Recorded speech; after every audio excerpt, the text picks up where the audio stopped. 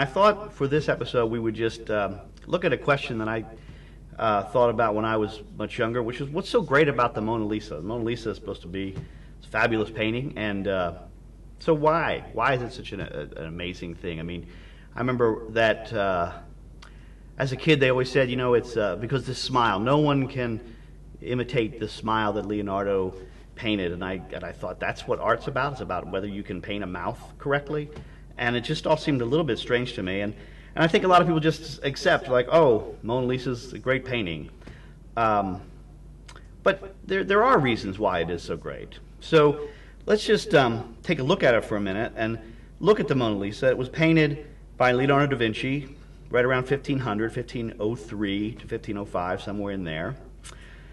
Known by several different names, La Gioconda or Mona Lisa as we know it. Mona is a shortened form of Madonna, which means my lady. So it just means my lady Lisa is what Mona Lisa means. But what's so great about the smile?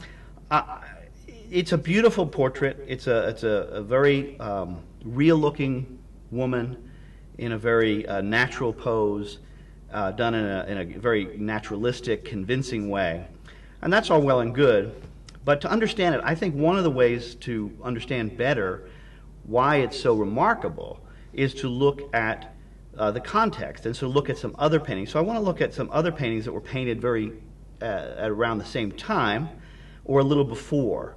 So, you know, if we look at portraits, portraits were becoming a more common art form at this time in the Renaissance, in the Italian Renaissance, because people had more money. They'd just come out of the difficulties of the medieval period when people didn't have a lot of wealth. And the rise of portraiture is an indication of a rise in economic power because people now had money to spend on things such as paintings of themselves. So around 1450, we have this painting. This painting is by Fra Filippo Lippi, a very interesting but not that well-known Italian artist. And you can see from this portrait, I want you to understand that all the portraits I'm going to show you today are beautiful paintings, but they are not necessarily quite what Mona Lisa captured. And so we look at these earlier Renaissance painting by Fra Filippo Lippi, 1450, a portrait of a young woman, and she's beautiful and serene, but kind of severe, and the colors are very flat. It's not particularly naturalistic, and they're using a very strict profile that the artists sort of were influenced by, like coin profile portraits, the kind of portraits you find on Roman coins. Or this one, another very beautiful portrait by Botticelli. This is from 1475, but again, you still have that very strong, severe profile. And Botticelli becomes a master of line work, and this painting here, you see all this beautiful flowing line work in her hair, and this is all makes for a beautiful painting, but it still doesn't have that naturalism that we see. And so I hope you can see that we just don't have the kind of real soft, subtle naturalism that we have in the Mona Lisa. Ghirlandaio painted this painting in 1488, and still using a very strict profile, and this is even getting close, this is 1488, so not that much, just 12 years before the Mona Lisa is painted. Now these are all Italian paintings. We can look at paintings from Northern Europe in the Renaissance, and you look at this wonderful painter Roger van der Weyden, and this portrait here is a portrait of a young woman, and they pioneered the use of three-quarter views, and three-quarter view provides a viewer with a more complete sense of what the person looks like, not so strictly flat-looking the way a strict profile is. So you have a more fully round head, but there's still there's a kind of a stiffness to it. And so other paintings, also this painting, there are paintings of men as well, of course, and this painting is still has that blank stare, that empty background, and this is typical of portraiture. And so what I'm kind of getting at is I want you to see how sort of revolutionary Leonardo was in that his painting is so different than all the paintings kind of leading up to it. And so I just have a couple of other examples. this painting. But there's often this just sort of staring off into the middle distance, or this one where you just have, a lot of times praying hands was very popular because people wanted to be shown as being pious. And here we have this one by an artist named Hans Memling, and this is a part of a diptych, or a pair of paintings that would go along with this one as well, and they're sort of facing each other and praying. This staring off into the distance, though, it reminds me of photographic portraits from the 19th century. So if you look at a portrait from photographic portrait from the early days of photography, there's often a very similar thing happening with this blank, wide-eyed or open-eyed stare and a kind of an expressionless face. Well, the interesting thing about that is that this is a result of the same problem, which is that in early days of photography, shutter speeds were so slow that the exposure times that a person had to sit still while a photograph was being made, they would have to sit for several seconds, which doesn't sound like a lot of time, but it's quite a long time to just sit and just be still. And so photographers purposely had people don't look at the camera and don't try to smile, because if you try to smile for a long period of time, you start to look really awkward and strange. Your expression becomes kind of a little twisted and odd, because you keep the corners of your mouth turned up, but then your eyes sort of forget that they're supposed to be smiling. So they told people, just sit and look off into the distance and try to sit as still as possible. Well, this is true of photography back then, but it was certainly true of painted portraits, because painted portraits take much longer than a photograph. And so today, a photographic image is captured in a split second, a 1/125th of a second, say. That's incredibly fast. But these older photographs would have taken several seconds, and certainly a painting would take weeks. So you would have to tell people to sit still and just keep their head in the same position, and not to move too much, and not to try to smile. So this was recognized, though, as being, creating a kind of an awkward, stiff look that artists were trying to get away from. So you have Botticelli. We've shown a few Botticellis here. He's certainly a wonderful portrait painter. And we go to this portrait of a young man, 1482, 1483, and he's looking off still, but he's a little bit more believably like he's lost in a stare, instead of just kind of rigidly staring away from you. Botticelli even attempts this idea of having the viewer, the portrait, look right at you, and this quite remarkable, actually, honestly, one of my favorite paintings, portrait paintings. Beautiful painting. This young man looking directly at you, engaging you, but in a very calm and fairly expressionless mode.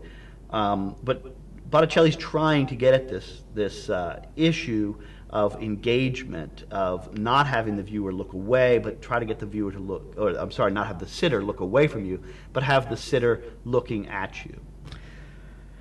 It's not always as successful. I mean, I don't want to say anything negative about the artist Ghirlandaio. He's a wonderful artist, but if you look at this painting, there's a little, it can get a little creepy the way they look at you. If if the stare can get a little bit arresting. And of course, this is also true, again, of 19th century photographic portraits. You have, this photographic portrait of this woman, a daguerreotype from 1850, and she's sort of looking at you really intensely, and it sort of puts you off. Or this is a portrait, actually, it happens to be of Charles Darwin, and he's just looking at you with this kind of strange, demonic almost looking expression. Because again, they want to look at you, but then they still have to keep their eyes open at the same amount. They have to still keep their heads still. So again, to go back to another portrait of Abraham Lincoln, it may be better to have the sitter just look slightly off to the side. Ghirlandaio does better at this one. I think this is actually kind of interesting, because this portrait, the subject actually kind of reacts to you. He looks as if he is reacting to your presence, and he's sort of almost startled by suddenly seeing you there. But really, to get that reactive quality, we would probably have to wait until the Baroque period, which maybe we'll get a chance to do sometime in the future, when they really mastered this idea of a reactive quality in a painting.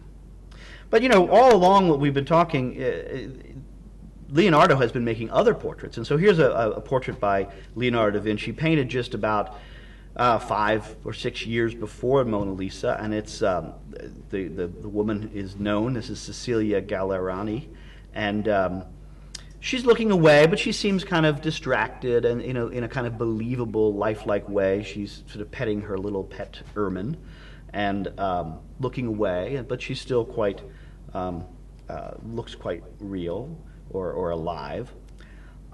This woman, known as La Belle Ferronnière, she's got an interesting look on her. I think this is kind of interesting because the way she looks away and a little up, it sort of starts to have a feeling of, you start to wonder what it is she's looking at, more than it's just a blank nothingness, but there's almost a kind of a probing look to her eyes that I find quite interesting, that I think is leading us toward Mona Lisa, and because the thing about we're going to get into with Mona Lisa is you really start to believe in an inner life there, and I think that this portrait we start to get that. But let me say, before we get to Mona Lisa, let me say one more thing about what you may have noticed in all of these paintings, is that the people are sitting in the blank nothingness. There's this emptiness of a background, and that was another thing that artists began to be interested in. Some artists tried to turn that background into a setting, a more believable setting, and not just an empty void. And so we go back to the artist Hans Memling, and this painting shows the gentleman sitting in his home, a very wealthy home, with his coat of arms emblazoned in the stained glass behind his head, and there's a beautiful sense of light, really. And so there's an interest in this, and he looks fairly much like he's sitting in that room. Sometimes, though, the backgrounds are there, but they're a little bit like they're collaged into the background, so there's a flatness. And again, this Ghirlandaio, we've looked at a lot of Ghirlandaio's paintings. This from 1500, just before we have Mona Lisa painted. And he's given us a believable landscape back there, but there's the sense that the woman is sitting sort of or pasted in front of it. This is also a pair of portraits that would go along with this one, that again, the background is there. It does have deep space, but there's a little bit of a disconnect between the background and the sitter. Not surprisingly, this is something that Leonardo was aware of. Leonardo da Vinci began to be interested in this, and he created a background. I think he did a much better job of integrating the figure into the background. And this, I've always been a little put off by the alabaster coolness of this woman's skin tone. It's so kind of statuesque that it looks kind of cold. But still, you can see how her hair, the shadows in her hair kind of blend in and merge with the tree behind her, and we get a better sense of how she is more believably in that landscape. This painting, by the way, is in Washington, D.C. It's the only Leonardo da Vinci in the United States. So if you get to Washington, D.C., you could go see that. So, but let's get to the Mona Lisa. Mona Lisa puts all of these things together. You have a sitter who looks at you in an engaging way. We have her integrated very well into the background, and you don't have that sense that she's pasted in front of it, but she's part of it. She's emerging out of this atmosphere, and that's, I think, one of the things that is missing from sort of all of those paintings is an atmosphere, and that's partly because Leonardo was a great pioneer of this, what was a new painting technique called oil paint, which allowed for layers of color to be applied in transparent veils that built a kind of an atmosphere around the sitter or the subject in the painting. So we have all this sort of stuff coming together, makes that happen. But there's still something left, and that is the fact that it's not just the smile. It's that Leonardo has given us a sense that there is an inner life, a psychological, believable life behind this person sitting. And I think if we think about those photographs, he was able to capture a very fleeting expression, one that is both engaging of the eyes and the mouth and the whole face, which is an expression that is only going to last on this person's face for a very short time. It's not an expression that you can hold before it becomes awkward looking. So long before photography, Leonardo was able to capture this fleeting expression. And that's really the key here. And it's that fleeting expression that makes you wonder, sort of, what is she thinking? What is Mona Lisa thinking? And at this point, I always like to say, I know what the painting is thinking, because if you turn it over, you can see that it's just a piece of wood. It's not capable of any thought. It's not thinking at all. It's just smeared paint on a piece of wood. And I want you to realize that that's remarkable, to just smear some paint on a piece of wood and come up with an image that people cannot help themselves. They look at this, they look at the Mona Lisa in a way they don't look at other portraits. You look at it and you really, really wonder, what is she thinking? There seems to be an actual person there, an actual personality. And that, therefore, is what really brings us to what makes this a great painting.